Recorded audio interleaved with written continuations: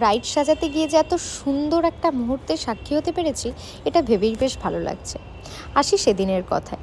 এটা ছিল আমার 24শে জানুয়ারির ব্রাইড, আর সেদিনের লোকেশন ছিল দমদমে। এই ব্রাইডটি কিন্তু আমাকে 1 বছর আগে থেকেই বুকিং করে রেখেছিল, আর তার কিন্তু ক্রাইটেরিয়া সেরকম কিছু ছিল না। একটা সিম্পল সোবার সাজ সে আমার থেকে চেয়েছিল। আর কলকাতা সাইডের কাজগুলোতে আমি একা গিয়েই কাজ করি, মানে হেয়ার স্টাইল থেকে শুরু করে ক্রিম্পিং থেকে শুরু করে শাড়ি ড্র্যাপিং থেকে শুরু করে সবটা আমাকে একা হাতেই করতে হয়।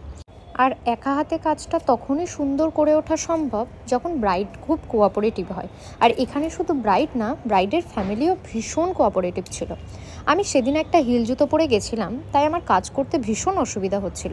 এখানে তোমরা দেখতে পাবে আমি ব্রাইডের বাবার জুতো পরে পুরো কাজটা করেছি। এবার তোমাদের সাথে আমি একটা টুইস্টের কথা শেয়ার করি, যেটা ব্রাইড আর ব্রাইডের হাজব্যান্ডের মধ্যে হয়েছিল।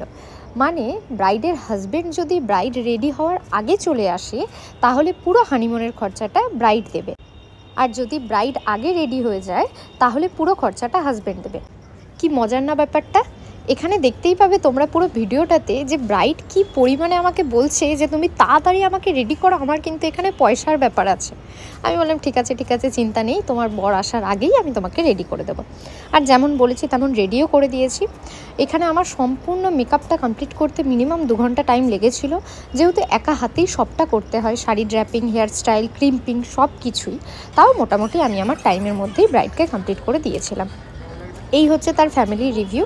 সত্যি কথা বলতে এই ব্রাইডের প্রতি আমার অফুরন্ত ভালোবাসা আছে, কারণ তাদের এত এত ভালো বিহেভিয়ার আমি পেয়েছি জাস্ট বলার বাইরে।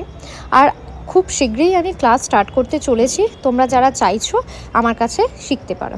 ধন্যবাদ।